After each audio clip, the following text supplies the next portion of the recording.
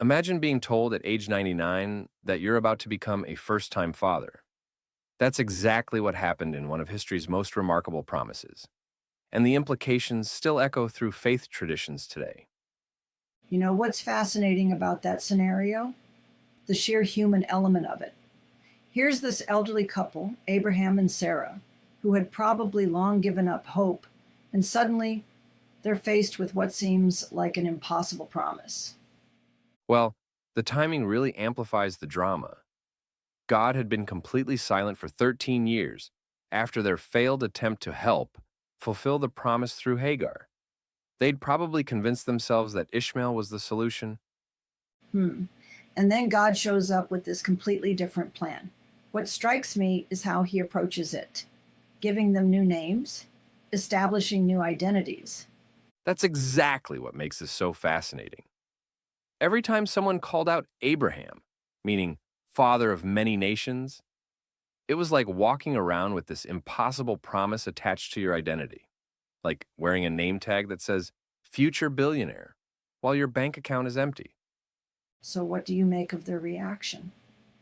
I mean, they both laughed at the idea, which seems pretty understandable given the circumstances.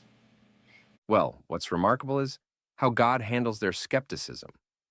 When he introduces himself as El Shaddai, God Almighty, it's like he's saying, before you dismiss this as impossible, let me remind you who you're dealing with.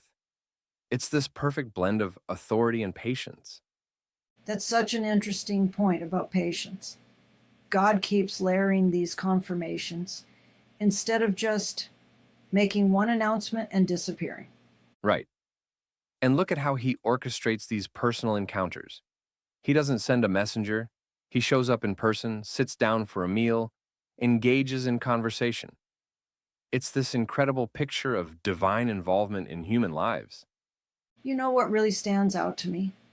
The way this story challenges our modern notion of possibility and impossibility. We're so bound by what science tells us is possible.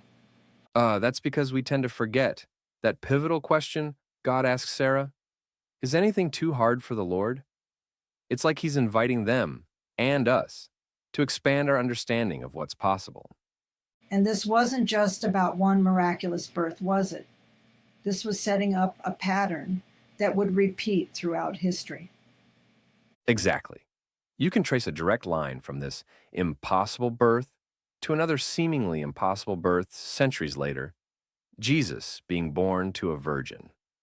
It's like God was establishing his signature move, doing what humans declare impossible. That really connects to how God deals with doubt, too. There's no condemnation when Sarah laughs and then tries to deny it, just gentle correction and continued faithfulness. You know what's particularly relevant for today? The way this story handles waiting. 25 years from promise to fulfillment. In our instant gratification culture, that's almost unimaginable. Well, that's such a crucial point for our time. We want everything immediately, from our Amazon deliveries to our answered prayers. And yet, look at how God used that waiting period. He wasn't just making them wait for no reason, he was building their faith, establishing their identity, preparing them for something bigger than they could imagine. That really speaks to how God often works, doesn't it? The waiting isn't empty time, it's preparation time. So here's what I think makes this story so powerful for today. It's not just about a miraculous birth. It's about how God deals with our doubts, our impatience, our tendency to try to force solutions. And through it all, he remains faithful to his promises. That's precisely why this ancient story still resonates. The details might be different, but the core experience, waiting on God's promises while wrestling with doubt, that's universal. And perhaps most encouragingly, it shows that God is patient with our process. He doesn't demand perfect faith from the start. He works with us, keeps showing up, keeps reinforcing his promises, just like he did with Abraham and Sarah.